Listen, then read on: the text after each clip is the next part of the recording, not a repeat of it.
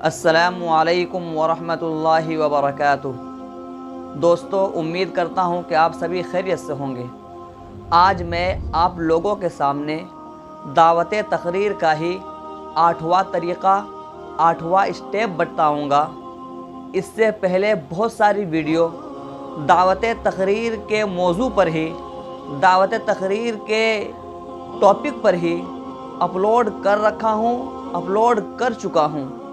अगर आप लोगों ने वो वीडियो नहीं देखा है तो डिस्क्रिप्शन में उसका लिंक मिल जाएगा, आप वहाँ पर क्लिक करके उन सब वीडियो को देख सकते हैं।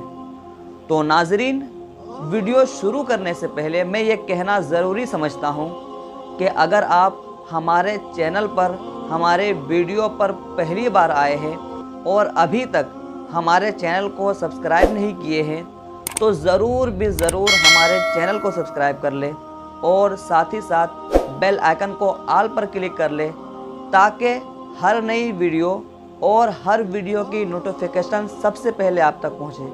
क्योंकि मैं रोज़ाना ही निज़ामत से रिलेटेड, निज़ामत से मुताल्लिक़ और निज़ामत का टॉपिक ही अपलोड करता रहता हूं। इंशाअल्लाह फ़ायदा होगा। तो चलो दोस्तों, बिला किसी ताख़ीर के आज की वीडियो शुरू करते हैं। बिस्मिल्लाहिर्रहमानिर्रहीम। सामिईन इज़ाम, काफ़िले शब दूर, बहुत दूर निकल चुका है, लिहाजा जनाब हज़रत मौलाना जसीमुद्दीन साहब दामत बरकातुहुम से महफ़िल को बारौनक़ करने की आसो उम्मीद रखता हूँ। यकीनन आपकी शख्सियत मुहताज तारुफ़ नहीं, मगर हकीकत बयानी भी कोई चीज़ है।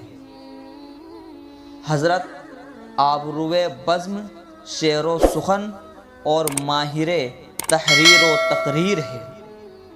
साथ साथ उलूम दीनिया में मरजिउल खलाइक़ भी। सबके लिए, आपके लिए आपकी शख्सियत यकसा कशिश रखती है। हुजूर वाला से गुजारिश है कि रात की तारीकी में चाँद की तरह निखर कर, आसमान के बीच सितारों की तरह चमक कर और कलियों की सफ़ में फूलों की तरह बिखर कर कॉन्फ्रेंस को जीनत बख्शे। इस शेर के साथ बुलाना चाहता हूँ, रंगो बू से तेरे मामूर है गुलहाए चमन, रंगो बू से तेरे मामूर है गुलहाए चमन, शमा महफिल में लगाए हुए तुझसे है लगन।